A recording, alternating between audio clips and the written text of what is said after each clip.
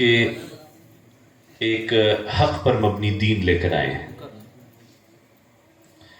محترم ناظم صوبہ اسلامی جمعیت طلبہ جنوبی پنجاب، معتمد صوبہ اور صوبے بھر سے آئے ہوئے بہت ہی عزیز طلبہ، مجھے خوشی ہے کہ جنوبی پنجاب جمعیت کی اس سالانہ سرگرمی میں آج آپ طلبہ سے گفتگو کا موقع مل رہا ہے، اور اس سے بڑھ کر بھی خوشی اس بات کی ہو رہی ہے کہ ایک بڑی تعداد میں طلبہ اس اجتماع میں موجود ہیں، اور خاص طور پہ جنوبی پنجاب میں جو اسلامی جمعیت طلبہ کا ایک سفر رہا ہے، اور اتنی بڑی تعداد میں اتنے دور علاقے میں یہاں ساتھیوں کو دیکھنے کے بعد میں یہ محسوس کر رہا ہوں کہ جمعیت کام کے اعتبار سے، استحکام کے اعتبار سے، پھیلاؤ کے اعتبار سے جنوبی پنجاب میں بہتری کی طرف جو ہے وہ اپنے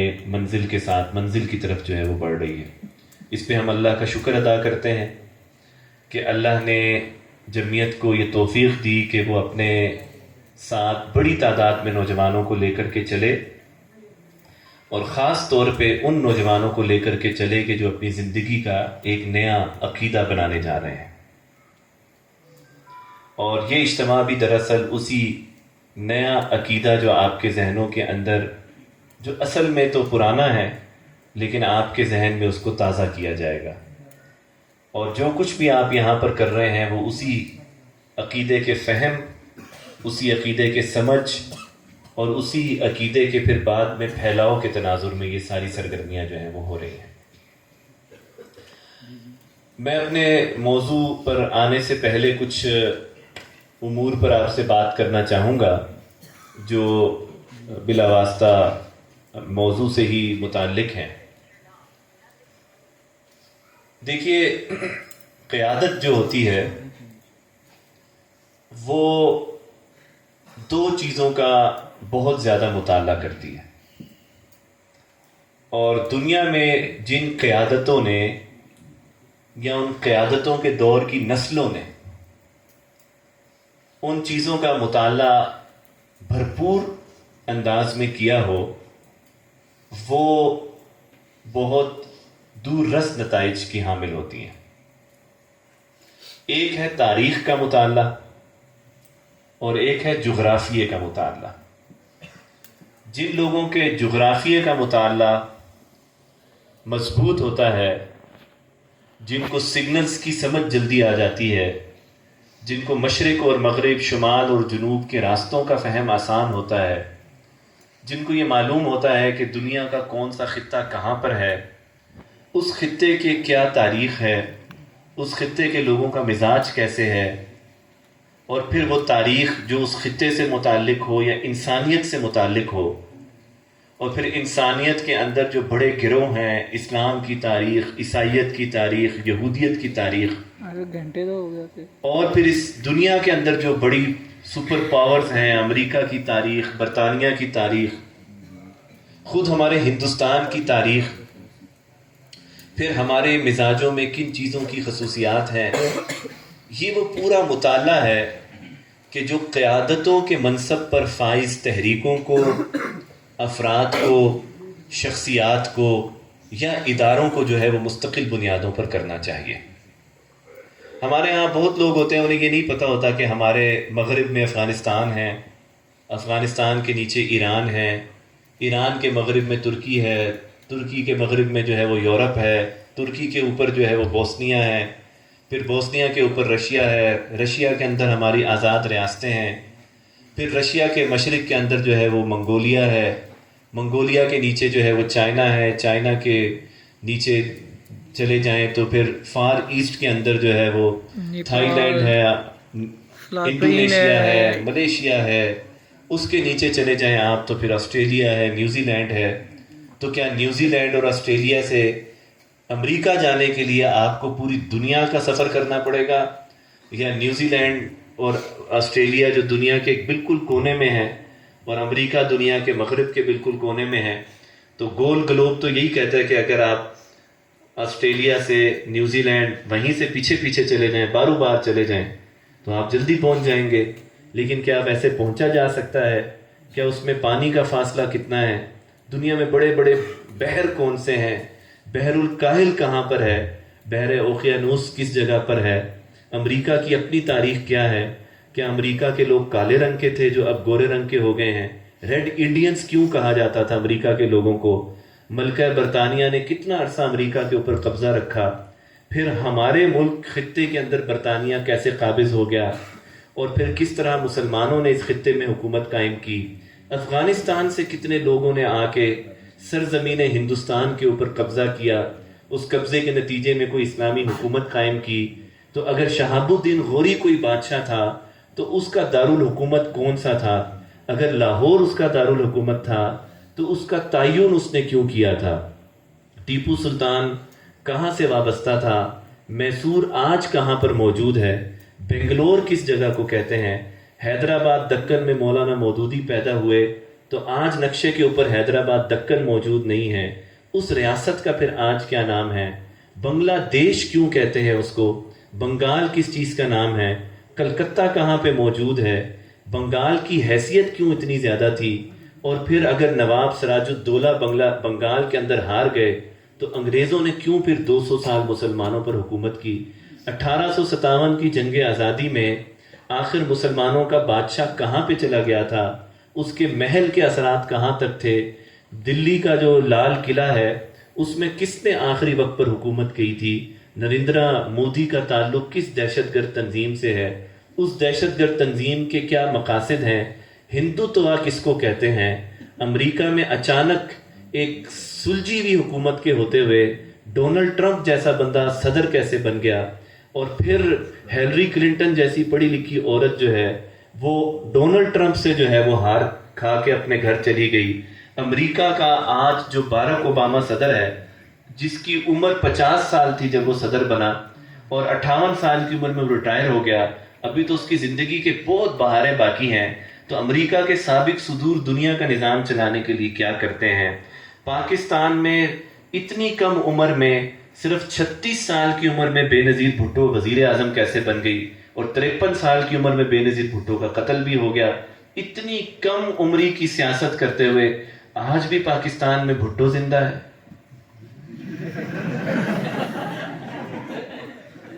یہ وہ سوالات ہیں جن کا جواب تلاش کرنا ہے. یہ وہ چیزیں ہیں کہ جس کو ہم لوگوں کو سمجھنا ہے. اور یہ قیادت کے منصب پر فائز لوگوں کو ہر وقت ہر حالات سے جو ہے وہ واقف ہونا ہے. ایسا نہیں ہے کہ آپ کسی مخصوص قسم کے مطالعے کے ذریعے سے اپنی نشو و نما کر سکتے ہیں. آپ کو جغرافیہ اور تاریخ کے تمام امور کا مطالعہ کرنا ہے. میں نے تو آپ کے سامنے ایک جسے کہتے ہیں کہ ایک سٹوری لائن اور ایک یوٹیوب کی زبان میں ایک ریل چلائی ہے. اصل بات تو یہ ہے کہ مطالعہ تو ایک بہت بڑی چیز کا نام ہے اور اس مطالعے میں پھر رجحانات کا تعین ہوتا ہے. ہم آج بھی یہ سنتے ہیں کیونکہ میرا تو کبھی امریکہ یا یورپ جانے کا کوئی واسطہ نہیں پڑا کہ ان کی بلٹ ٹرینز میں سب سے زیادہ سفر کیا جاتا ہے اور وہ بہت کئی ہزار کلومیٹرز کے سفر بہت کم وقتوں کے اندر طے کر لیتے ہیں. تو وہاں بسوں کے اندر جو ہے وہ یا ٹرینوں کے اندر فلمیں نہیں چلتی، وہاں پر موسیقی نہیں لگائی جاتی. آپ لوگ جو بسوں میں ٹریول کرتے ہوں گے آپ کو اندازہ ہوگا کہ جی سب سے جو بڑی عیاشی بس کے سفر میں ہوتی ہے وہ یا تو وہ ایئر ہوسٹس سے ملنے والا ڈبہ ہوتا ہے یا پھر جو ہے وہ فلم ہوتی ہے. اس کے علاوہ تو کوئی چیز نہیں ہوتی. تو یورپ اور امریکہ کا رجحان یہ ہے کہ وہاں پر کم عمر بچہ نوجوان بھی اگر بلٹ ٹرین میں سفر کر رہا ہے یا میٹرو بسز میں سفر کر رہا ہے تو اس کے ہاتھ میں کتاب ہوتی ہے. اور یہودیوں کے بارے میں کہا جاتا ہے کہ ان کے بچے اتنے تیز ذہن کے ہوتے ہیں کہ ان کو بہت کم عمری کے اندر ان کی جو طالب علمی کا دور ہوتا ہے اس میں یہودیت کی جو ایک سپرمیسی ہے کہ ہم نے دنیا کے اوپر قابض ہو جانا ہے اور غالب آنا ہے اور یہ جو دجلہ اور فرات کے درمیان ہم نے پورا گریٹر اسرائیل بنانا ہے اور یہ پورا مشرق وسطیٰ ہم نے ختم کر دینا ہے، جس کے نتیجے میں جو ہے یہ فلسطین کو تو وہ ختم کر ہی چکے ہیں، اس کو اسرائیل بنا دیا ہے، شام ہے، عراق ہے اور پھر یہ حجاز کا علاقہ، یہ سب ہم لوگ اسرائیل بنا دیں گے. یہ ان کا پورا ایجنڈا ہے جس کے تحت آج بھی کل بھی بمباری ہو رہی تھی 250 کے قریب لوگ جو ہیں پچھلے 3 دنوں کے اندر شہید ہو گئے. تو معاملہ کیا ہے؟ معاملہ یہ ہے کہ سن 67 کی جنگ تھی. 1967 میں اسرائیل اور مصر کی ایک جنگ ہوئی تھی، جس کے بعد یہ جو صحرائے سینا ہے جہاں حضرت موسیٰ کی قوم پھر بھٹک گئی تھی، بعد میں کہتے ہیں یہ لوگ بندر بھی بن گئے تھے، اور پھر یہ جب منو سلوا سے انکاری ہو گئے تھے، پھر اللہ نے ان کو سینا کے صحرا کے اندر بھٹکا دیا تھا. یہ موجودہ فلسطین اور موجودہ مصر کے درمیان کا پورا علاقہ ہے. اس کے اوپر قبضے کی جنگ تھی سن 67 میں، یہودیوں کی اور مسلمانوں کی تھی، یا اسرائیل کی یا مصر کی جنگ تھی. تو وہاں پر چونکہ پوری دنیا کا جو کیمرے تھے یا میڈیا تھا وہ قاہرہ میں تھا، قاہرہ دارالحکومت ہے مصر کا. تو اسرائیل کا وزیر خارجہ جو ہے وہ وہاں پر اترا، کیونکہ امن مذاکرات یا جو بھی چیزیں وہ شروع ہو گئی تھی. تو سارے میڈیا نے سوال کیا کہ ابھی آپ تل ابیب سے یہ کہہ کر اڑے ہیں کہ ہمارا یہ مشن ہے کہ ہم یہ صحرائے سینا پہ بھی قبضہ کر لیں گے، ہم لبنان پہ بھی قبضہ کر لیں گے، اور ہم یہ سارے علاقوں کے اوپر قبضہ کر لیں گے. آپ نے تو اپنی وار سٹریٹجی جو ہے وہ پبلک کر دی ہے، تو یہ بات تو عربوں کو پتہ چل جائے گی. تو اس نے کہا کہ عربوں کا پہلا مسئلہ تو یہ ہے کہ یہ لوگ جو ہے نا وہ ہماری بات کو سنتے نہیں ہیں. دوسرا مسئلہ یہ ہے کہ یہ پڑھتے نہیں ہیں. تیسرا مسئلہ یہ ہے کہ اگر یہ پڑھ لیں تو اس کو سمجھتے نہیں ہیں. اور چوتھا مسئلہ یہ ہے کہ اگر سمجھ لیں تو اس پہ پھر عمل نہیں کرتے. اس لیے اگر ہم نے سب کچھ بتا بھی دیا تو ہمیں کوئی پریشانی نہیں ہے، انہوں نے کرنا ورنہ کچھ بھی نہیں ہے. یہ میں آپ کو 1967 کی بات بتا رہا ہوں، اور آج کئی دہائیاں گزر چکی ہیں. پورے فلسطین کے اوپر اسرائیل آ چکا ہے. سب کو معلوم ہو چکا تھا کہ اسرائیل نے قبضہ کرنا ہے، ریاست بننے جا رہی ہے. لیکن مسلمان کس چیز میں مشغول ہے؟ وہ مشغول ہے اپنی روایتی زندگی کو گزارنے کے اندر مشغول ہے، اور وہ اس سبق سے واقف نہیں ہے کہ جو اس کو مسلمان کے رویے کو مضبوط کرنے یا مسلمانیت کی طرف جو ہے وہ لے کر جانے کی طرف جو ہے وہ لے جا سکے. اور یہ ایک زوال ہے. علامہ محمد اقبال جو بنیادی طور پہ پہلے فلسفے کے استاد تھے، انہوں نے جو ڈگری لی ہے پی ایچ ڈی کی، وہ کسی شعر و شاعری میں تو نہیں لی ہوئی. علامہ محمد اقبال نے جرمنی سے جو پی ایچ ڈی کیا ہے وہ فلسفے میں کیا ہے. اور فلسفہ کیا ہوتا ہے؟ وہ انسان کی سوچ کے مختلف زاویوں کو کسی نگاہ سے دیکھ کر اس کی بیان بازی کرتا ہے. تو علامہ اقبال کی ایک بڑی مشہور انگریزی میں کتاب ہے جو انہوں نے کسی یونیورسٹی سے، غالباً علی گڑھ یونیورسٹی سے خطاب کرتے ہوئے 5 لیکچر تھے علامہ اقبال کے، اور اس کا نام ہے دی ریکنسٹرکشن آف مسلم تھاٹ. انگریزی کے اندر علامہ اقبال کے یہ خطبے ہیں. وہ اتنی مشکل انگریزی ہے، آج کے دور کے اعتبار سے میں بات کر رہا ہوں. آپ کوشش کیجئے گا انٹرنیٹ سے ڈاؤن لوڈ کر کے پڑھنے کی، یا یہ کہ اس کا اردو میں ترجمہ کرنے کی کوشش کریں. لیکن وہ اردو بھی فلسفے کی زبان میں اتنی مشکل ہے کہ ایزیلی سمجھ نہیں آتی جب تک کہ کوئی صحیح استاد رہنمائی نہ کر سکے. علامہ اقبال نے اس فلسفے کی کتاب میں لکھا ہے کہ یہ مسلمان جو ذبوحالی کا شکار ہے، اس کی وجہ یہ ہے کہ مسلمان نوجوان جو ہے وہ اپنی تاریخ اور اپنی قوت سے جو ہے وہ واقف نہیں ہے، اور اپنی تاریخ اور اپنی قوت سے واقف نہ ہونے کی وجہ سے وہ اس وقت زوال پذیر ہے. اور یہ سفر کوئی ابھی 1800 کی دہائی صدی کے اندر نہیں شروع ہوا. علامہ اقبال اس کتاب میں لکھتے ہیں کہ تقریباً 500 سالوں سے مسلمانوں کا زوال چل رہا تھا، جس کا آج انجام یہ ہو رہا ہے کہ خلافت عثمانیہ ختم ہونے جا رہی ہے، اور ہندوستان سے مغل بادشاہوں کی حکومت یا مسلمانوں کی حکومت جو ہے وہ ختم ہو چکی ہے. اور تقریباً خلافت عثمانیہ جو ہے اس زمانے کے اندر ختم ہو گئی تھی. آج سے یہ 2022 ہے، تو 1918 کے اندر جو ہے وہ عملاً، اور پھر 1923 میں اس کے مکمل خاتمے کا اعلان ہو گیا تھا. تو ہم لوگ آج سے ٹھیک 100 سال پہلے آدھی دنیا پر حکومت کرتا تھا ہمارا بادشاہ، اور مغل بادشاہ بھی سمبولیکلی سلطنت عثمانیہ کے ماتحت تھا. سمبولیکلی گورننس کے اعتبار سے آزاد تھا، لیکن کوئی منظوری کے اعتبار سے، ریلیشن شپ کے اعتبار سے خلافت عثمانیہ کے ماتحت تھا. یہ تو میں ہر جگہ کہتا ہوں کہ شکر ہے ترکی والوں کا کہ انہوں نے 100 سال بعد ڈرامے بنا دیے تو ہماری قوم کو تاریخ کا پتہ چل گیا ورنہ کتابیں بتابیں تو انہوں نے کسی نے بھی نہیں پڑھنی تھی. لوگوں کو پتہ چل گیا کہ عثمان تھا کون اور سلطنت بنی کیسے تھی اور اس کی زبوحالی ہوئی کیوں تھی. آج کی معلوم تاریخ میں 600 سال کسی خلافت کا قیام اور جغرافیے کے اعتبار سے یورپ، مشرق وسطی، افریقہ اور عرب اور ہمارا افغانستان والا ایریا اور ایران اور اوپر یہ رشیا کا آدھا ایریا، یہاں پورے پہ جو ہے وہ خلافت عثمانیہ کی حکومت تھی. جغرافیہ بھی اگر آپ پرانے میپس میں دیکھیں گے تو دنیا کے گلوب کے سینٹر میں صرف اور صرف آپ کو جو نظر آ رہا تھا وہ خلافت عثمانیہ نظر آتی ہے. اور مدت دیکھیں گے یہاں تو 10 سال کوئی حکومت کیا 3 سال حکومت نہیں چلائی جاتی، 600 سال حکومت جو ہے وہ چلائی. اب معاملہ یہ ہے کہ مسلمان اس پوری تاریخ سے اس لیے واقف نہیں ہے کہ دور جدید کی جو پوری تہذیب ہے اس نے مسلمان کو اس کی حقیقت، اس کی تاریخ اور اس کے رویے اور اس کی فتوحات اور اس کی وہ سابقہ حکمرانی کی قوت یا سیاست کی قوت سے بالکل فارغ کر دیا. یہ ایک پوری کیس اسٹڈی ہے جس کو آپ نے ذہن میں رکھنا ہے اور آخر میں ہم اس کو انٹرلیٹ کریں گے اس گیون سچویشن کو اس گفتگو کے ساتھ جو میں آپ کے ساتھ ابھی موضوع کے مطابقت سے کرنے جا رہا ہوں. اللہ تعالیٰ نے انسان کی یہ خاصیت رکھی ہے کہ قیامت کے قرب آتے تک انسان کے دماغ کی صلاحیت ماضی کے دماغ کی صلاحیت کے مقابلے میں بڑھتی چلی جائے گی. اور صلاحیت کا مطلب ہے اس کے تجربات.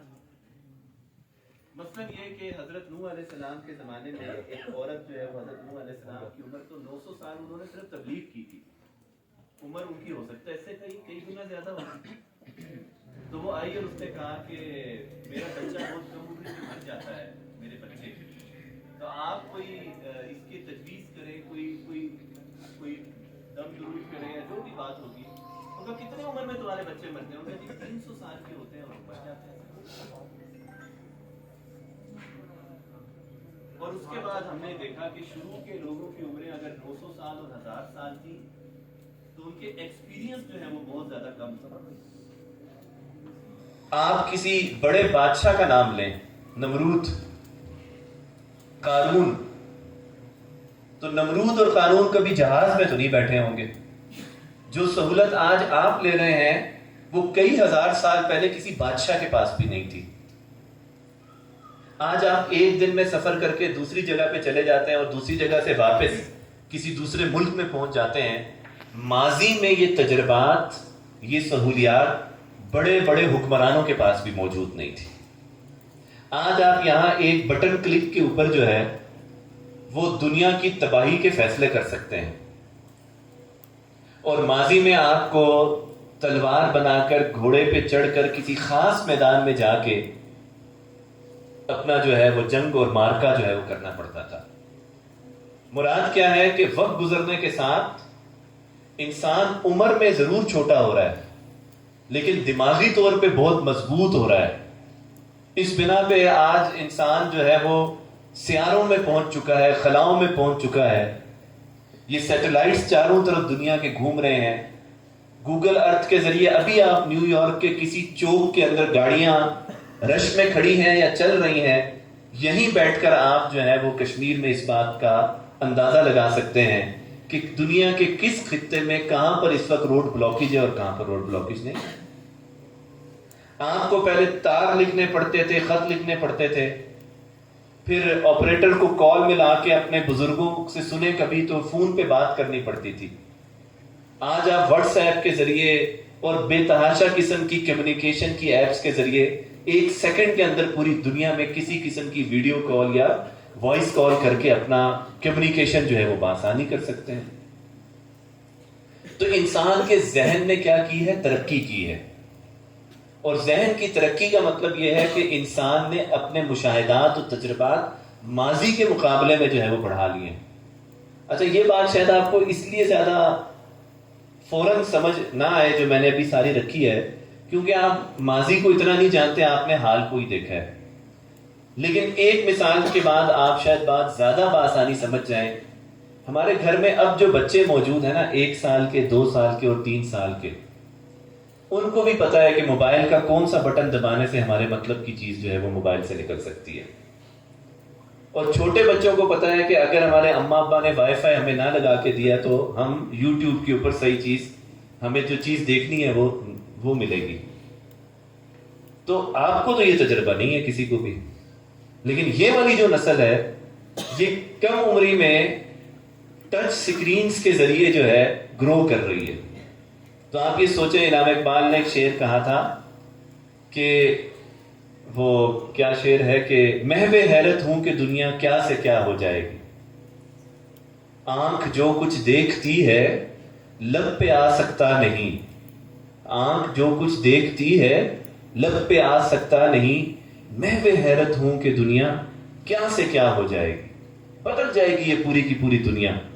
اور اس دنیا، اور بدلنے کا مطلب کیا ہے کہ انسان ترقی کی ایسی منازل کی طرف چلا جائے گا جس سے اس کو کچھ ملے، آسائشات ضرور ملے گی، لیکن اپنی اصلیت کو اور اپنی اصل کو جو ہے وہ بھولتا چلا جائے گا. اسی طرح اللہ تعالیٰ کی بھی ایک سنت ہے. سنت کس کو کہتے ہیں؟ ایک پریکٹس کو کہتے ہیں. اللہ تعالیٰ نے بھی انسان کے دماغ کی تقویت کے اعتبار سے ہی اپنے پیغام انسانیت تک جو ہے وہ پہنچائے ہیں. اس بات کو میں دوبارہ ریپیٹ کرتا ہوں تاکہ آپ کو سمجھ آئے. اللہ تعالیٰ نے وقت گزرنے کے ساتھ ساتھ انسان کی میچورٹی کے اعتبار سے ہی اپنے احکامات کے نفاذ کے طریقہ کار بنائے ہیں. مثلا آدم علیہ السلام کی تشکیل یا تخلیق کہاں پر ہوئی؟ جنت کے اندر ہوئی. اور ان سے پھر حضرت اماں حوا کی تخلیق ہوئی. اور ان کو کوئی شریعت نہیں دی گئی. سمجھنا ہے آپ نے بات کو. ان کو ایک جزوی سا یا بنیادی بات میں ایک حکم دیا گیا کہ اس شجر ممنوعہ کی طرف آپ کو نہیں جانا. اس کی عدم اطاعت کے نتیجے میں ان کو کہاں بھیج دیا؟ دنیا میں بھیج دیا. اب دنیا میں تو اس وقت کوئی انسان تھے نہیں کہ جہاں تبلیغ کا کام کیا جاتا اور اللہ کا حکم ان تک پہنچایا جاتا. پہلا مسئلہ تو اماں حوا اور آدم علیہ السلام کا یہی تھا کہ وہ معافی تو اللہ قبول کر لے جو انہوں نے غلطی کی تھی. تو ان کی زندگی کا دنیا میں آنے کے بعد جو ابتدائی وقت ہے وہ تو صرف اسی بات پہ گزرا ہے کہ وہ اللہ سے معافی مانگ لیں. کسی شریعت، کسی نبوت، کسی قانون کے اطلاق کی ذمہ داری اس وقت ان کے اوپر نہیں تھی، کیونکہ اس وقت انسان کی تشکیل یا انسانی معاشرے کی تشکیل کسی اور زاویے کے اوپر تھی.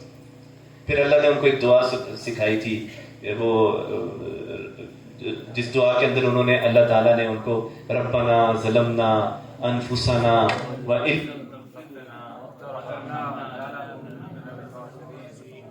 جب اللہ نے خود ان کو وہ دعا سکھائی، ان دونوں نے وہ دعا پڑھی اور اللہ نے پھر ان کو موجودہ عرفات کے میدان میں دونوں آدم اور حوا کو وہاں پہ پلا دیا. اب آپ دونوں یہاں سے اپنی زندگی کا آغاز کریں. اس کے بعد حضرت نوح کی بارے میں آتا ہے. اب ان ساری باتوں کو آپ نے ذرا ان تمام چیزوں کو سمجھنا ہے تاکہ ہم اپنے اصل مدے کی طرف جا سکیں. نوح علیہ السلام تو اللہ کے نبی تھے. اب ایک بات کبھی سوچیں آپ کہ اگر اللہ جو ہے، جو دنیا کا خالق ہے، مالک ہے، کائنات اس کے اشاروں کے اوپر ہے، وہ کہتا ہے کن فیکون، ہو جاتا ہے، وہ اپنے نبیوں کو پھر آزمائش میں کیوں ڈالتا ہے؟ وہ چاہتا تو شیطان کو اسی رات مار دیتا جس رات شیطان نے یہ کہا تھا کہ میں سجدہ نہیں کرتا انسان کے آگے. تو اللہ تعالیٰ کہتا کہ ٹھیک ہے، تم میری بات نہیں مان رہے، تم ختم. تو سب لوگ سکون کے ساتھ نہ رہ رہے ہوتے، سارا معاملہ صحیح چل رہا ہوتا. پھر نوح علیہ السلام کو 900 سال لگے اللہ کا پیغام پہنچانے میں. جب کوئی مسئلے کا حل نہیں نکلا تو اللہ نے کہا چلو تم، حکومت تو تمہاری بنے گی نہیں، بات تمہاری کوئی مان نہیں رہا، ٹھیک ہے، بظاہر ہم اس کو ازیوم کرتے ہیں جیسے اس طرح کی افسانے میں جس طرح بات کی جاتی ہے، تو کشتی بناؤ، اس میں سارے جانوروں، چرندوں پرندوں کو رکھو، جو تمہارے ساتھ 2 4 5 لوگ مل گئے ہیں ان کو بھی لے لو اور یہاں سے چلے جاؤ. بس اس وقت انسانیت کسی اور لیول کے اوپر موجود تھی. لیکن ایک بنیادی لیول اللہ نے طے کیا ہوا تھا کہ اپنا کلام انسانوں کے ساتھ ڈائریکٹ کبھی بھی نہیں کرے گا، صرف اپنے مخصوص میسنجرز کے ذریعے کرے گا، یعنی نبیوں کے ذریعے کرے گا صرف۔ تو پہلے آدم تھے، پھر نوح علیہ السلام تھے، پھر ابراہیم علیہ السلام تھے، اور پھر ایک پورا سلسلہ ہے نبیوں کا۔ لیکن جب انسان کی تھوڑی سی عقل یا تجربات بہتر ہوئے تو اللہ نے کہا کہ اب یہ جو نبی ہے اگر یہ چلا جاتا ہے، یعنی کہ اس کی کا انتقال ہو جاتا ہے، تو اس کے انتقال کے بعد بھی اس کی بات انسانوں کو ماننا ہوگی۔ لہٰذا نبیوں کے ذریعے سے پہلے تو نبی متعارف کروائے، بلکہ اگر آپ اس کو زیادہ آسان طریقے سے ذرا سمجھ لیں، پہلے تو انسان متعارف کروائے نا، پھر انسانوں کی رہنمائی اور ہدایت کے لیے نبی متعارف کروائے، جیسے جیسے انسان میچورٹی لیول کی طرف جانے لگ گیا۔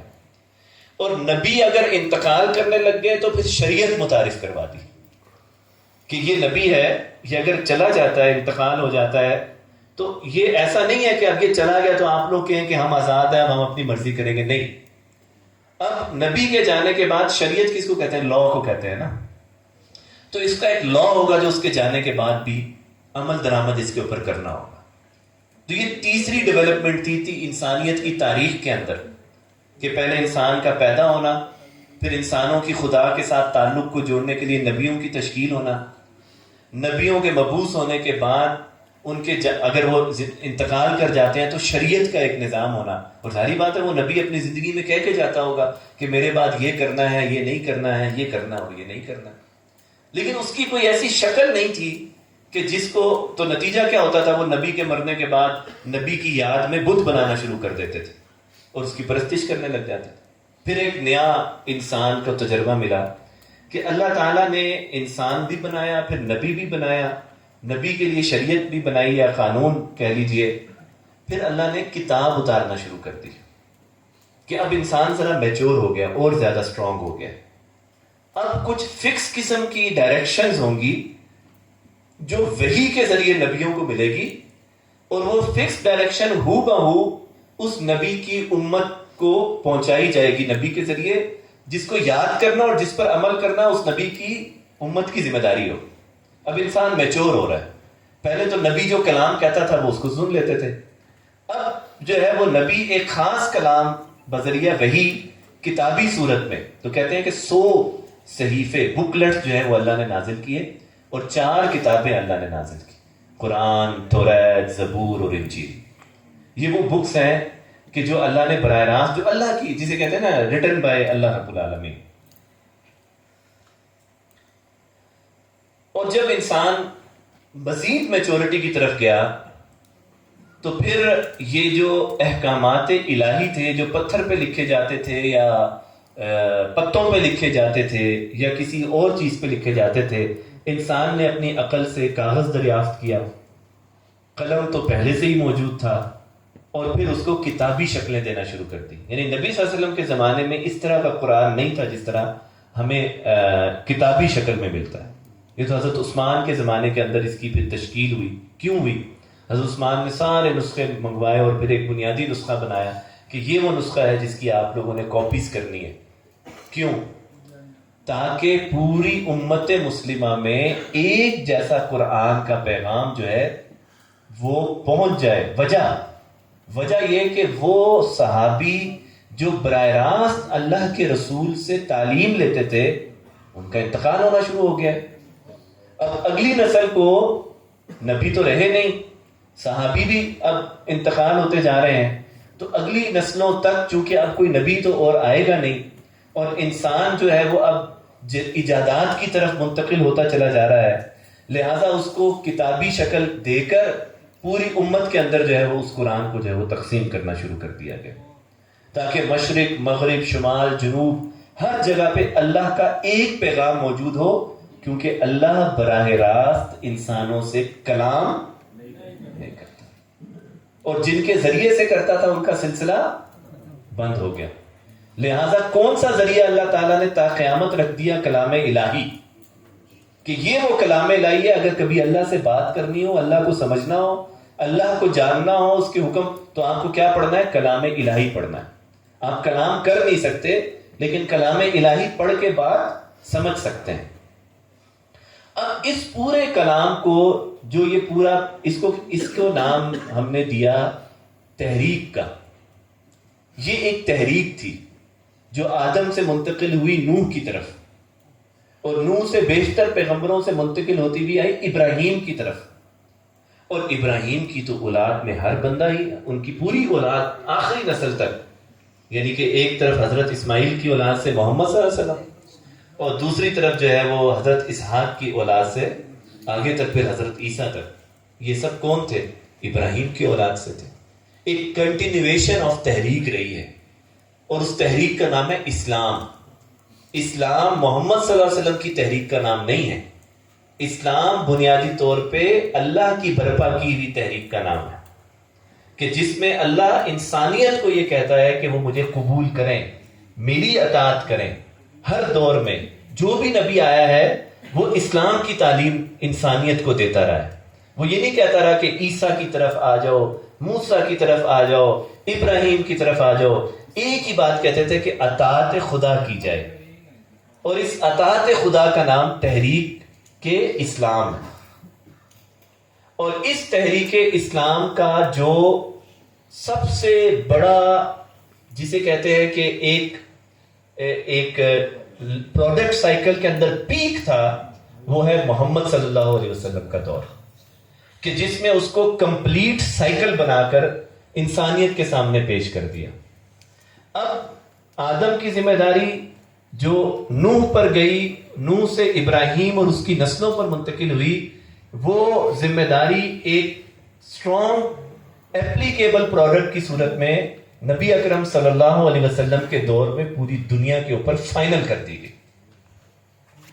تو اب آپ یہ بتائیے, تو وہ جو تحریک اسلام تھی وہ محمد صلی اللہ علیہ وسلم پر آ کر ختم ہو گئی پھر؟ یعنی اللہ تعالیٰ نے دنیا کا کوئی ایسا عجیب نظام بنایا ہے کہ اس تحریک کی ذمہ داری صرف نبیوں تک موجود تھی, اور جب آخری نبی آئے تو وہ تحریک بھی ختم ہو گئی. تو ہمارا ذہن اس بات کو تسلیم کرنے کے لیے تیار نہیں ہوتا. اس تحریک کی کنٹینویشن کے لیے کمپینینز آف پروفٹ تیار کیے گئے, جسے ہم کہتے ہیں صحابہ کرام, دوست نبی اکرم صلی اللہ علیہ وسلم کے. ان کا پرپس یہ تھا کہ اب چونکہ اس تحریک میں اپیرنٹ اس لیڈر کے اوپر سٹاپ لگ گیا ہے کہ جو براہ راست رب کے ساتھ کلام کرتا ہے, لہذا آپ نے اس کو صحیح انداز میں سمجھنا ہے تاکہ جنریشنز ٹو جنریشن یہ تحریک منتقل ہوتی چلی جائے. اور پھر نبی اکرم صلی اللہ علیہ وسلم کے بعد خلافت راشدہ کا دور, خلافت راشدہ کے دوران یا بعد تابعین صحابہ کا دور, تابعین کا دور, تبع تابعین کا دور, اولیاء کا دور, اللہ کے نیک بندوں کا دور, نیک اور پاک باز سپہ سالاروں کا دور, نیک پاک باز با کردار حکمرانوں کا دور, کہ جن کی وجہ سے میں اور آپ آج مسلمان ہیں. ہم لوگ ایک پروسیس کی وجہ سے مسلمان ہیں. یہ نہیں ہے کہ میں نے ایک مسلمان گھرانے میں آنکھ کھولی تو میں مسلمان ہو گیا. بھئی انہوں نے بھی تو کہیں آنکھ کھولی, ان کو بھی تو کسی نے کوئی پیغام دیا. یہ ایک ذمہ داری کے طور پر یہ پیغام نسلوں پر منتقل ہوتا ہوتا یہاں پر پہنچا ہے. اب آپ ایک لمحے کے لیے اس بات کے اوپر ذرا غور کیجئے کہ کنٹینیویشن آف تحریک یا موومنٹ, اسلام کی جو تحریک ہے اس کی کنٹینیویشن کے اندر ہم کسی جگہ پر ایک سٹاپیج لگا دیتے ہیں, تو آپ اس بات کا یقین کریں گے کہ کیا پھر بھی تحریک جو ہے وہ چلتی رہے گی, وہ ہولڈ ہو جائے گی, اور اس جنریشن کو جو ہے وہ پیغام ہی نہیں ملے گا, کیونکہ اس تک تو وہ چیز پہنچی نہیں ہے. جیسے آپ یہ کہیں کہ آپ یہاں کشمیر میں بیٹھے ہیں اور آپ ایک میٹروپولیٹن سٹی ہے, ملتان ہے, لاہور ہے, کراچی ہے, فیصل آباد ہے, وہاں کے لوگوں کو کمیونیکیشن بہت جلدی ہو جاتی ہے, اور ان لوگوں کو ان چیزوں کے بارے میں جو مارکیٹ یا گلوب دنیا کے اندر آ رہی ہے وہ جلدی پہنچ جاتی ہے. اس کے برعکس اس علاقے کے کسی دور مسافاتی علاقے کے اندر کوئی بات یا پروڈکٹ پہنچ ہی نہ پائے تو اس میں قصور پروڈکٹ پہنچانے والوں کا ہے یا جہاں پروڈکٹ نہیں پہنچ رہا ان کا ہے؟ پہنچانے والوں کا ہے۔ تو اسلام کی تحریک کی بنیادی ذمہ داری یہ ہے کہ یہ تسلسل کے ساتھ اگلی نسلوں پر منتقل ہوتی رہے۔ اس لیے اسلام کا جو دین ہے اس کے سٹرکچر کے اندر ایک بنیادی چیز رکھی گئی ہے، اس بنیادی چیز کو کہا جاتا ہے تبلیغ، جس کو ہم انگریزی میں کہتے ہیں مارکیٹنگ۔ اگر اس کو سٹاپ کر دیں گے تو یہ تحریک اسلام جنریشن ٹو جنریشن منتقل نہیں ہو سکے گی۔ اور اللہ تعالیٰ نے امت مسلمہ کو اس تحریک کی ذمہ داری جو ہے وہ سونپی ہے۔ وَكَذَلِكَ جَعَلْنَاكُمْ أُمَّةً وَسَطًا لِتَكُونُوا شُهَدَاءَ عَلَى النَّاسِ، کہ ہم نے امت مسلمہ کو ایک وسط امت، ایک معتدل امت بنایا ہے تاکہ یہ لوگوں کے اوپر گواہ بن سکے۔ قیامت کے روز نبی صلی اللہ علیہ وسلم کے بعد سے لے کر قیامت تک آنے والی انسانیت یہ نہ کہے کہ جی ہمیں پروڈکٹ پہنچا نہیں تھا۔ اس پروڈکٹ کو پہنچانے کی ذمہ داری قرآن کے ذریعے اللہ نے کس کے سپرد کر دی ہے؟ امت مسلمہ کے سپرد کر دی ہے۔ اور امت مسلمہ سے اب مراد یہ ہے کہ وہ امت جو محمد صلی اللہ علیہ وسلم کی شریعت اور اس پر اترے ہوئے احکامات الہی کے مطابق ہے۔ ورنہ یہودیت بھی امت مسلمہ تھی اور عیسائیت بھی امت مسلمہ تھی، لیکن ان سے وہ منصب چھین کر اس محمد صلی اللہ علیہ وسلم کی امت کو یہ منصب جو ہے وہ دے دیا گیا۔ اب ہم آتے ہیں اسلامی جمعیت طلبہ کے دستور کی طرف۔ اس کو ذرا کھولیے گا دوبارہ۔ آپ میں سے مجھے نہیں معلوم کتنے لوگوں نے یہ دستور پڑھا ہے، لیکن اس دستور کا یعنی قانون، ضابطۂ اخلاق، طریقہ کار اسلامی جمعیت طلبہ پھر کیا ہے؟ یہ جو میں نے آپ کے سامنے اتنی بڑی تمہید پوری چیز کی باندھی ہے، تو جمعیت کے دستور کے اندر ایک صفحہ ہے جس کو مقدمہ کہا جاتا ہے، کہ اس تنظیم میں آنے سے پہلے آپ اس بات کو سمجھ لیجئے کہ یہ کوئی طلبہ کی تنظیم نہیں ہے، یہ کوئی اسٹوڈنٹ آرگنائزیشن نہیں ہے، یہ کسی پولیٹیکل پارٹی کا اسٹوڈنٹ ونگ نہیں ہے، یہ بنیادی طور پہ انبیاء کی تحریک کا وہ تسلسل ہے جس میں امت مسلمہ کے سپرد اللہ کے دین کو اگلی نسلوں تک منتقل کرنے کی ذمہ داری سونپی گئی ہے۔ مقدمہ یعنی کہ بات کو ڈسکس کرنے سے پہلے ایک اصولی پہلی بات سمجھنے کی ضرورت ہے۔ تو جمعیت کے اس دستور کے اندر جو ہے وہ لکھا گیا ہے کہ کائنات کی تخلیق اور کائنات کا ارتقاء یعنی کہ ایوالو جو ہوئی ہے وقت کے ساتھ ساتھ، یہ صرف اللہ کی وجہ سے ہوئی ہے۔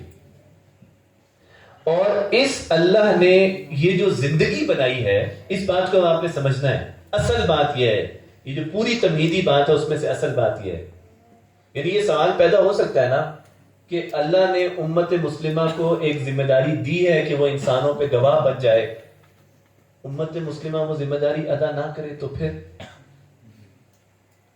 بات ختم، ہم مر جائیں گے، بات ختم نہیں۔ اللہ نے جس تدبر اور حکمت کے تحت یہ دنیا قائم کی ہے، وہ تدبر اور حکمت یہ ہے کہ دنیا ہوگی امتحان کا، اور اس دنیا کے اس امتحان کا جو نتیجہ ہے وہ بعد از موت ملے گا انسان کو، زندگی میں نہیں ملے گا۔ لہذا جو کچھ بھی یہ سارے احکامات الہی، ایک جنریشن سے دوسری جنریشن، ایک نبی سے دوسرا نبی، ایک نبی کے بعد دوسری امت، ایک کتاب کے بعد دوسری کتاب، یہ اللہ نے جو پورا اتمام حجت کیا ہے وہ کیوں کیا ہے؟ جس طرح ایک ٹیچر ہوتا ہے، وہ یونیورسٹی میں کہتا ہے کہ جی 32 کلاسیں میں نے آپ کو پڑھانی ہے، 3 کریڈٹ آور کی اگر آپ کی کلاس ہو، اگر میں وہ 32 کلاسیں پڑھا دوں اور اس کے بعد 100 نمبر کا آپ سے امتحان لوں گا، میرا کام جو ہے وہ پورا ہو جائے گا۔ لیکن اگر وہ 32 طے شدہ کلاسوں میں 1.5 گھنٹے کی کلاسوں میں آپ کو پڑھاتا ہے 12، 15، 16، 17، وہ اتمام حجت پڑھائی کی پوری نہیں کرتا، آپ سب کھڑے ہو جائیں گے کہ تم ہمارا امتحان نہیں لے سکتے کیونکہ تم نے ہمیں پورا کورس جو ہے وہ نہیں پڑھایا۔ اللہ تعالیٰ نے انسانیت قیامت کے روز اللہ کو یہ جواب نہیں دے سکتی، اور اس لیے نہیں دے سکتی کہ اللہ نے انسان کو وقت کے ساتھ ساتھ کیا کیا، اس کے دماغ کی نشوونما بہتر کی ہے۔ اللہ نے نبی بھیجے ہیں، شریعتیں بھیجی ہیں، قرآن بھیجے ہیں، کتابیں بھیجی ہیں، امتیں بھیجی ہیں، اور پھر امتوں میں ایک امت کو ایک منصب دے دیا ہے۔ قیامت کے روز کوئی مسلمان یہ بات، کوئی انسان یہ بات نہیں کہہ سکے گا کہ مجھے تو اس باتوں کا پتہ ہی نہیں تھا، میں تو ان باتوں کو جانتا ہی نہیں تھا، کیونکہ اگر اللہ نے اتمام حجت پوری نہ کی ہوتی تو پھر اللہ جنت اور دوزخ بھی نہ بناتا، کیونکہ جنت اور دوزخ یعنی جزا اور سزا بنائی ہی اسی لیے گئی ہے کہ میں نے اپنا کام پورا کر دیا ہے، اب تم اپنا کام کرو، اگر کرو گے تو جزا میں جنت، اگر نہیں کرو گے تو سزا میں دوزخ ملے گی۔ یہ ہے پورا فلسفہ کائنات کی تشکیل اور تخلیق کا۔ اور جمعیت کے دستور کے پہلے صفحے میں یہ بات لکھی ہے کہ چونکہ اس کائنات کی تخلیق ایک تدبر اور حکمت کے تحت کی گئی ہے، اس لیے ہم اس کائنات کی تخلیق کے ان تمام عناصر کو مانتے ہیں کہ اگر جو خدا نے جس مقصد کے تحت انسان کو اس دنیا میں بھیجا ہے، اگر وہ اپنا یہ فریضہ سر انجام نہیں دے گا تو مرنے کے بعد انسان کی جواب طلبی ہوگی۔ یہ آپ کے دستور کے مقدمے کے پہلے پیراگراف کا مفہوم ہے جو میں نے آپ کے سامنے رکھا ہے۔ دوسری بات یہ لکھی ہے کہ اللہ نے یہ سارا کچھ ہمیں کلیئر ہو چکا ہے کہ اپنے نبیوں کے ذریعے اور اپنی کتابوں کے ذریعے بتایا ہے۔ اس بات کے اوپر اب ہمیں کوئی ایمبیگیٹی موجود نہیں ہے، ہم اس پہ کلیئر ہیں کہ اللہ نے یہ جو سب کچھ ہم تک پہنچا ہے، یہ کتاب اور نبیوں کے ذریعے سے جو ہے وہ پہنچا ہے۔ یہ آپ کے دستور کے مقدمے کے دوسرے اور تیسرے پیراگراف کا خلاصہ ہے، یہ مفہوم ہے۔ اور تیسری بات یہ ہے جو اس کے اندر لکھی ہے، ہم یہ سمجھتے ہیں کہ انسانی زندگی کو انہی رویوں پر چلنا چاہیے، انہی طریقوں پر چلنا چاہیے جو خدا نے، رسولوں نے اور اللہ کی کتابوں نے جو ہے انسانیت کو بتائے ہیں۔ اس کے اوپر اب ہمارا یقین ہے۔ پہلا یقین یہ ہے کہ اللہ نے ہمیں کس مقصد کے تحت پیدا کیا، جواب دہی ہوگی۔ دوسرا یقین یہ ہے کہ کتاب اور نبیوں کے ذریعے تک ہم سے یہ بات پہنچی ہے۔ اور تیسرا یقین کیا ہے کہ یہی رویے درست ہیں، اور انہی رویوں کو ہم درست سمجھتے ہوئے امت مسلمہ میں اور امت کے باہر بھی انسانیت کو ان رویوں پر منتقل کریں گے۔ اس مقصد کے لیے پہلے مرحلے پر ہم یہ طلبہ جو پاکستان سے وابستہ ہیں، اس بات کا ارادہ رکھتے ہیں کہ یہ کام ہم اپنے ایریے کے اندر، اپنے جغرافیے کے اندر اور اپنے سکوپ کے اندر جو ہے وہ کریں گے۔ لہذا انبیاء کی اس تحریک کو منظم انداز میں انسانیت تک پہنچانے کے لیے ہم ایک گروہ جو ہے وہ تیار کر رہے ہیں، جمعیت، اجتماعیت، جماعت، جو کہ اسلامی ہوگی۔ اسلام سے کیا مراد ہے؟ تحریک اسلام، اور کام کرے گی طلبہ میں۔ تو یوں بن گئی اسلامی جمعیت طلبہ، اسلام کی تحریک جو طلبہ میں کام کرے گی۔ اور کیا کام کرے گی؟ جو ہم نے مقدمے کے اندر اور اس پوری تمہید میں آپ کے ساتھ بات کی ہے۔ اب آپ نے یہ بات سمجھنی ہے کہ مولانا مودودی جو جمعیت کے بانی تھے، جنہوں نے یہ کئی سو سال بعد مدہوش امت مسلمہ کو یہ سبق دیا کہ اسلام اس طرح نئی نسلوں تک نہیں پہنچے گا، کیونکہ اسلام، علامہ اقبال کیا کہتے ہیں، 500 سالوں سے زبو عالی کا شکار ہے۔ اور تھوڑی سی تاریخ کا مطالعہ ہم نے شروع میں بھی کر لیا تھا کہ مسلمان کتنی بڑی پاور ہوا کرتے تھے۔ تو مولانا مودودی کہتے ہیں کہ اسلام کے ریوائیول کی ضرورت ہے، احیاء، زندہ کرنا. احیاء اسلام، اسلام کو زندہ کرنا. اور احیاء جو ہے وہ اسلام کے اسی طریقے پر ہو سکتا ہے جس طریقے پر نبی نے ایک جماعت تشکیل دی تھی. نبی کی جماعت کو الجماعت کہا جاتا ہے ہمیشہ، اور الجماعت کا جو امیر ہوتا ہے وہ ہمیشہ نبی ہوتا ہے. ذرا دوبارہ آپ نے بات سمجھنی ہے. نبی کی جو جماعت ہوتی ہے وہ الجماعت کہلاتی ہے. جماعت عربی میں کسی چیز سے پہلے الف لام لگا دیں تو اس کی حیثیت سپیریئر ہو جاتی ہے. حسن، اس سے پہلے آپ الف لگا دیں احسن ہو جائے گا اور سپریم ہو جائے گا. طیب، اس سے پہلے الف لگا دیں اطیب اور پاک ہو جائے گا. اسی طرح الف لام والی جماعت و الجماعت، تو الجماعت صرف وہی ہوتی ہیں جو نبیوں کی ہوتی ہے. مولانا مودودی یہ کہتے ہیں کہ ہم، نبی تو اب ہے کوئی نہیں، تو ہم الجماعت کی عکاسی کی صورت میں ایک ایسی جماعت بنائیں جس کے اصول و ضوابط وہی ہوں جو نبی کی تحریکوں کی جماعت کے ہوتے ہیں. اور اس کے امیر کی حیثیت نبی کی نہیں ہوگی، لیکن اس نے پوری کوشش یہ کرنی ہے کہ وہ قرآن اور سنت کے حکم کے مطابق امارت، نظامت کے فرائض سر انجام دے سکے. اب ہم اصل تنظیم کی طرف آ رہے ہیں اور اصل حقیقت کی طرف آ رہے ہیں. لہذا الجماعت اب نہیں ہو سکتی، جماعت ہو سکتی ہے. نبی نہیں ہو سکتا، امیر ہو سکتا ہے. جماعت صحابیوں پر مبنی نہیں ہو سکتی، لیکن صحابیوں کے کردار کی روشنی میں زندگی ڈھالنے والے افراد پر مبنی ہو سکتی ہے. کیوں؟ کیونکہ جب تک نبیوں کی تحریک کے مومنٹم کی طرح کام نہیں کیا جائے گا، امت مسلمہ اپنے فریضے کو تب تک صحیح سر انجام نہیں دے سکتی. اور یہ جو ڈاؤن فال آیا ہے، یہ بنیادی طور پر اس فریضے سے روگردانی کی وجہ سے آیا ہے، دور ہونے کی وجہ سے آیا ہے، ایگزیکیوٹ نہ کرنے کی وجہ سے آیا ہے.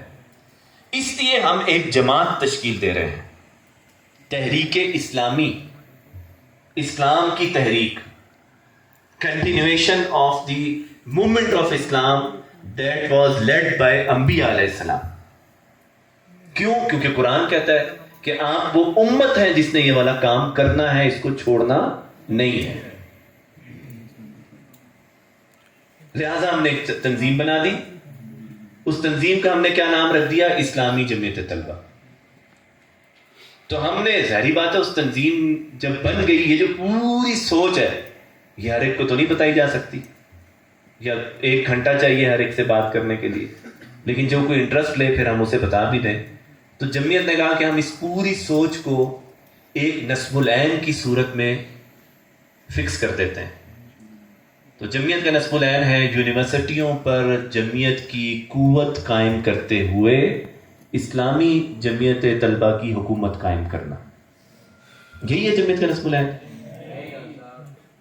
طلبہ حقوق کی جد و جہد کرتے ہوئے طلبہ کے لیے رفاہی کام کر کے ان کی ہمدردی حاصل کرنا، یہ ہے جمعیت کا نصب العین.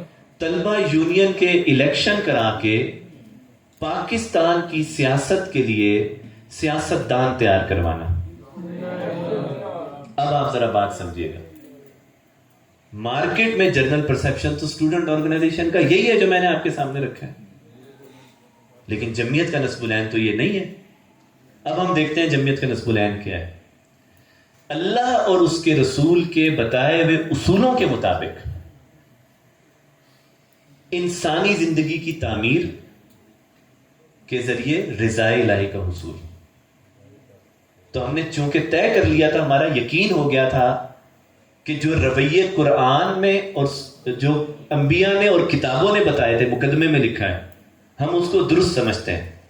لہذا اللہ اور اس کے رسول کے جو اصول ہیں ہم اس کو درست سمجھتے ہیں. کیوں؟ کیونکہ ہم ان کو اس لیے درست سمجھتے ہیں کہ اس کے نتیجے میں ہم ہیومن ڈیولپمنٹ کرنا چاہتے ہیں. ہیومن ڈیولپمنٹ کا مطلب کیا ہے؟ انسانی زندگی کی تعمیر. اس کو ہم زمین سے اٹھا کے آسمانوں تک پہنچانا چاہتے ہیں. مراد اس کی سطحی سوچ کو بلند سوچ کرنا چاہتے ہیں. وہ جو دنیا کی چکا چوند کے اندر گم ہو چکا ہے اس کو بتانا چاہتے ہیں کہ ترقی وہ نہیں ہے جو اس وقت کی تہذیب آپ کو سکھا رہی ہے. ترقی وہ ہے جو اللہ اور اس کے رسول کے اصولوں کے اندر بنا ہے. تو یہ کیوں کر رہے ہیں؟ تاکہ رضائے الہی کا حصول ہو سکے. کیسے پتا چلے گا؟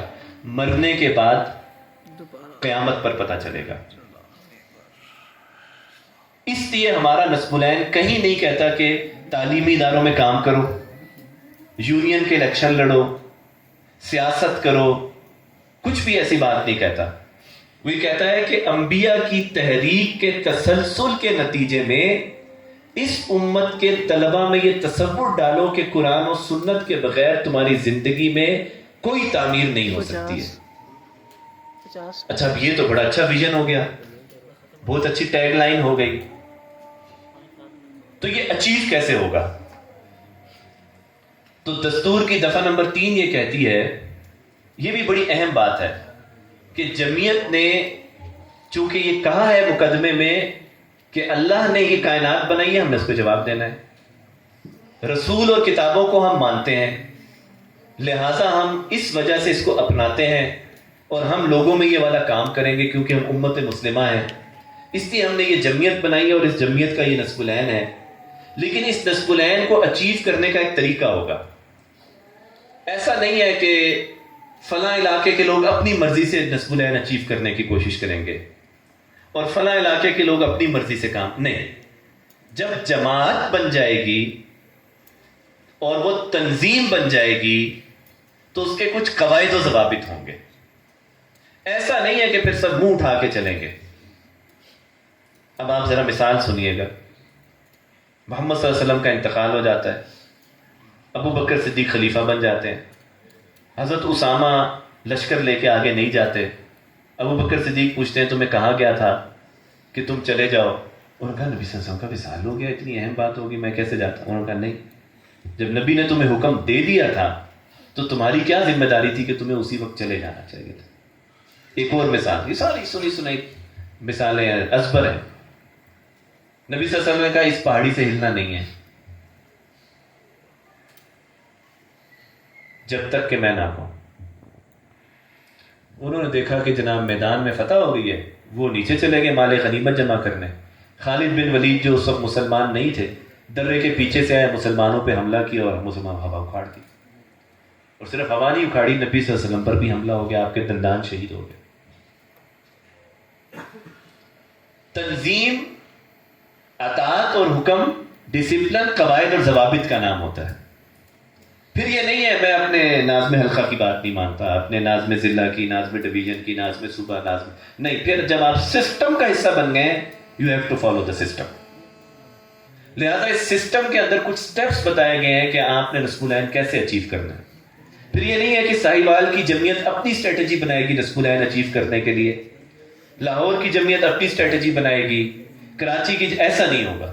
وہ اسٹریٹجی بھی اس دستور کے اندر جو ہے وہ لکھ دی گئی. اور پہلا نقطہ جو ہے وہ اس دستور کے اندر نصب العین کو اچیو کرنے کے لیے لکھا گیا ہے کہ طلبہ کو اسلام کا علم حاصل کرنے کی طرف راغب کرنا. راغب کرنا کہیں پر بھی نہیں لکھا گیا کہ ہاسٹل میں جائیں، یونیورسٹی میں جائیں، کالج میں جائیں یا محلے میں جائیں، آ جاؤ جی جمعیت کے اندر آ جاؤ جی، آ جاؤ جی جمعیت میں آ جاؤ. وہاں ادھر لے کے جاتے ہیں راولہ کوٹ، بڑی سیر شہر کرا کے لاتے ہیں. کہیں ایسی بات نہیں لکھی ہوئی. آپ کے دستور میں لکھا ہوا ہے طلبہ تک اسلام کی پہلے دعوت پہنچانی ہے. جو پوری بات میں نے آپ کے سامنے کی، یعنی اسلام کی دعوت یہ والی پہنچانی، اور ان کو کہنا ہے کہ یار ذرا اسلام کو سمجھنے کی کوشش کرو. کہیں جمعیت کا ذکر نہیں ہے اور نہ ہی جمعیت میں لانا ہے. آپ کا ٹارگٹ جمعیت میں لانا نہیں ہے، نہیں ہے، نہیں ہے. آپ کا نقطہ، آپ کی اسٹریٹجی کہہ رہی ہے. آپ کی اسٹریٹجی کہہ رہی ہے کہ طلبہ کو اسلام کی دعوت پہنچانا ہے اور ان کو اسلام کا علم حاصل کرنے کی طرف راغب کرنا ہے. تو مجھے بتائیں کوئی بیوقوف ہی ہوگا جو اسلام پھر سمجھ بھی لے, اسلام پھر جان بھی لے, اسلام کو پڑھنے بھی لگ جائے, اس کے بعد وہ کہے کہ میں اکیلے زندگی گزار لوں گا. کیونکہ اس اسلام کا جو حسن ہے وہ الجماعت کے تصور کے اندر موجود ہے. بس الجماعت نہیں ہے تو پھر جماعت کے تصور کے اندر وہ گروہ اجتماعیت میں موجود ہے. تو دوسرا نقطہ آپ کا یہ کہتا ہے کہ ایسے طلبہ جو اسلامی نظام زندگی یعنی اسلام کو سمجھ لیں, اگر وہ اس کو سمجھ لیں تو ان کو پھر جمعیت سے منسلک کر دیا جائے.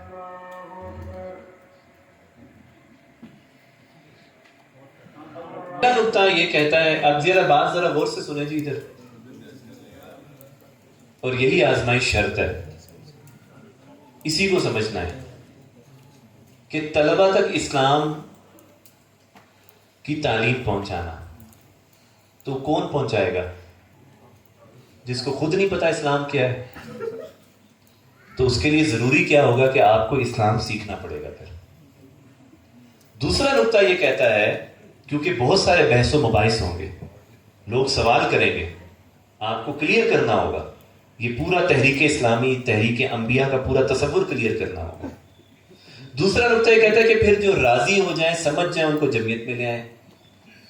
اور تیسرا نقطہ یہ کہتا ہے کہ جب وہ سمجھ کر جمعیت میں آ جائیں تو پھر مزید علمی نشو نما ان کی جائے, ان کو مزید اسلام کے مکمل تصور سے آگاہ کیا جائے. ابھی جو میں نے آپ سے بات کی ہے پوری, چاہے 1 گھنٹہ ہو گیا بات کرتے ہوئے, یہ ایک بنیادی مفہوم ہے صرف اس پوری تحریک کا.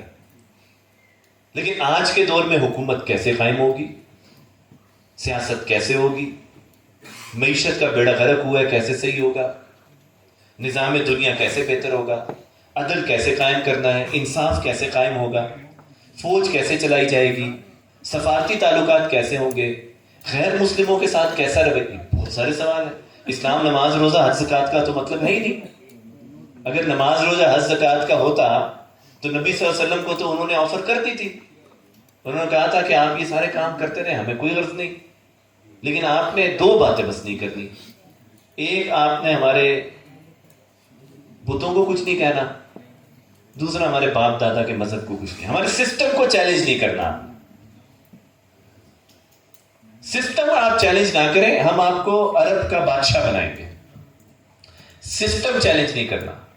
تو اگر نبی صلی اللہ علیہ وسلم کہتے کو یہ تو بادشاہ بننا تو میرا ٹارگٹ تھا, میری حکومت آ جائے, تو آپ صلی اللہ علیہ وسلم اسی کو قبول کر لیتے. آپ نے کہا نہیں, تو میرے ایک ہاتھ پہ سورج رکھ دو, چاند رکھ دو, میں اس سے نہیں ہٹوں گا جو مشن میں لے کر کے آیا. تو یہ بات کون کہہ سکتا ہے اتنی کمٹمنٹ کے ساتھ؟ جو اس بات کو صحیح سمجھتا ہوگا. ایسے نہیں ہو سکتا کہ کنفیوزڈ لوگ جو ہیں وہ اس کام کو لے کر کے چلیں. بالکل ڈیڈیکیٹڈ لوگوں کی پھر ضرورت ہوگی. اب آپ میں سے کچھ لوگ ہیں جو رکن بن گئے ہوں گے جمعیت کے, کچھ ہیں جو بننے جا رہے ہیں. جب رکن بنتا ہے کوئی جمعیت کا تو وہ کلمہ شہادت پڑھتا ہے دوبارہ. اب ذرا اس بات کو سمجھنا ہے کیوں. پہلے تھے آپ نسلی مسلمان, ماں باپ مسلمان, دوست یار مسلمان, بہن بھائی مسلمان. جمعیت نے ہمیں یہ اسلام کا پیغام سمجھایا کہ یہ تو انبیاء کی تحریک ہے جس کے وارث ہم ہیں. ہم نے لوگوں کو پکڑ پکڑ کے جہنم کی دلدل سے نکال کے جنت کی طرف لے کر جانا ہے. اور اس کام کے لیے پہلے لوگوں کا ذہن بدلنا ہے, کیونکہ ہم اللہ کی رضا حاصل کرنا چاہتے ہیں, انسانیت کی تعمیر کرنا چاہتے ہیں. لہٰذا اب ہم اس تحریک کا باقاعدہ حصہ بن رہے ہیں. جس طرح نبی کی جماعت میں کوئی آ کے کہتا تھا اشہد ان لا الہ الا اللہ و اشہد ان محمدا عبدہ و رسولہ, تو وہ مسلمان ہو جاتا تھا. اسی طرح جمعیت کی تحریک میں آ کے وہ دوبارہ سے کلمہ شہادت پڑھتا ہے. وہ کہتا ہے کہ اب میں اللہ کو باقاعدہ تم سب کے سامنے گواہ بنا کے کہہ رہا ہوں، آئندہ اللہ کے حکم کے خلاف کوئی کام نہیں کروں گا، اور آئندہ محمد صلی اللہ علیہ وسلم کی تعلیمات جو بتائی ہوئی اس کے خلاف کوئی کام نہیں کروں گا۔ پہلے تو تھا میں مسلمان، لیکن اب مجھے بات سمجھ آ گئی ہے۔ تو مولانا مودودی نے اپنی کتاب میں اس کے لیے لفظ استعمال کیا ہے جان بوجھ کے مسلمان ہونا۔ آپ کوئی کام جان بوجھ کے کرتے ہیں نا، تو اس کی ذمہ داری بھی پھر آپ لیتے ہیں۔ آپ کہتے ہیں میں موٹر سائیکل چلا رہا تھا، میں نے جان بوجھ کے موٹر سائیکل گرایا تاکہ جو وہ پیچھے میرے بیٹھا ہوا ہے اس کو چوٹ لگ جائے، کیونکہ اس نے مجھے پچھلی بار گرایا تھا۔ تو جان بوجھ کے جو میں نے کام کیا اس کی آپ نے کیا کیا ہے؟ ذمہ داری لی ہے۔ میں نے اس کے منہ پہ جان بوجھ کے تھپڑ مارا ہے، انتہائی بدتمیز ہے، اس کو کوئی شرم نہیں آتی ہے۔ تو لوگ کہیں گے یار تھپڑ تو نہیں مارنا چاہیے، اپنی میں نے جان بوجھ کے مارا، مجھے پتا ہے وہ لائق تھا کہ اس کو تھپڑ مارا جائے۔ میں نے اس کی جان بوجھ کے مدد کی ہے، اس نے میرے ساتھ ظلم کیا تھا، ناانصافی کی تھی، کیونکہ میں اس کو یہ سبق سکھانا چاہتا تھا کہ ظلم اور ناانصافی کا بدلہ احسان سے بھی دیا جا سکتا ہے۔ تو انسان جو کام جان بوجھ کے کرتا ہے اس کا جواب دہی کا مالک بھی پھر وہ بن جاتا ہے۔ انجانے میں کوئی چیز ہو وہ آپ کہہ دیتے تھے سوری جی غلطی ہو گئی، یہ کام تو میں نے نہیں کیا۔ تو مولانا مودودی اس کے لیے کہتے ہیں کہ جب میں کہوں گا نا کہ شعوری طور پہ اسلام قبول کیا تو کسی کو یہ جملہ سمجھ نہیں آئے گا، تو انہوں نے اپنی کتاب میں لکھ دیا جان بوجھ کے اسلام قبول کرنا۔ اب جب آپ کو سب سمجھ آ گیا تو آپ جب رکنیت کا حلف اٹھاتے ہیں تو آپ جان بوجھ کر اسلام میں دوبارہ داخل ہوتے ہیں اور آپ کہتے ہیں کہ میں گواہی دیتا ہوں کہ اللہ واحد اور لا شریک ہے، میں گواہی دیتا ہوں کہ محمد رسول اللہ ہے، اور یہ گواہی میں ان کو حاضر ناظر جان کے دے رہا ہوں اور اس اجتماع کے سامنے دے رہا ہوں۔ کل کو کوئی مجھے دنیا کے اندر اگر پکڑنا چاہے تو یہ جو 100 200 500 15 20 لڑکے یہ میرا گریبان پکڑ سکتے ہیں کہ تم نے تو گواہی دی تھی کہ تم اللہ اور اس کے رسول کو مانتے ہو، اس کی تعلیمات کو مانتے ہو، تم غلط کام کر رہے ہو۔ تو جمعیت کا جو 5 نکاتی اسٹریٹجی پروگرام ہے وہ پہلا یہ ہے کہ اسلام کی تعلیم دینی ہے، جو اسلام کی تعلیم سمجھ جائے ان کو جمعیت میں لانا ہے، جو جمعیت میں آ جائے کلمہ شہادت پڑھ کے ان کی پوری اسلامی سسٹم کے اوپر تربیت کرنی ہے۔ جیسے کہ ابھی آپ کی تربیت ہو رہی ہے، آپ کی ذہن سازی ہو رہی ہے، آپ کو سمجھایا جا رہا ہے، اور میں نے شروع میں ایک لفظ استعمال کیا تھا آپ کا عقیدہ بنوایا جا رہا ہے، جو کہ اصل تھا بھول بھلائیوں میں گم ہو گیا۔ اور پھر چوتھا نقطہ یہ ہے کہ چونکہ ہم اسٹوڈنٹس میں کام کر رہے ہیں، یہ کیسے ممکن ہے کہ میں کہوں کہ اللہ واحد و لا شریک ہے اور میں یونیورسٹی میں جناب لڑکیوں کے ساتھ بیٹھا رہوں؟ میں کہوں کہ اللہ واحد لا شریک ہے، محمد صلی اللہ علیہ وسلم اللہ کے رسول ہیں، اور میں جناب ساری رات لڑکیوں کے ساتھ چیٹنگ کرتا پھروں؟ میں کہوں کہ اللہ واحد و لا شریک ہے، اس نے قیامت کے روز مجھ سے پوچھنا ہے، اور میں ایسے تعلیمی نظام میں پڑھوں جہاں صبح جاؤں میری نیت خراب ہو جائے اور شام آؤں میرے ذہن میں گھٹیا خیالات موجود ہوں؟ نہیں، ہم نے پہلے تو اپنے ماحول کو ٹھیک کرنا ہے۔ لہذا جمعیت کے 5 نکاتی پروگرام میں لکھا گیا ہے کہ جس ماحول میں آپ تعلیم حاصل کر رہے ہیں اس تعلیمی نظام کو اسلامی نظام تعلیم میں کنورٹ کرنا ہے۔ اس لیے جمعیت کالجز یونیورسٹیز میں آفیشل کلاسز کے علاوہ لڑکوں کو الگ جمع کر کے درس کرواتی ہے۔ آفیشل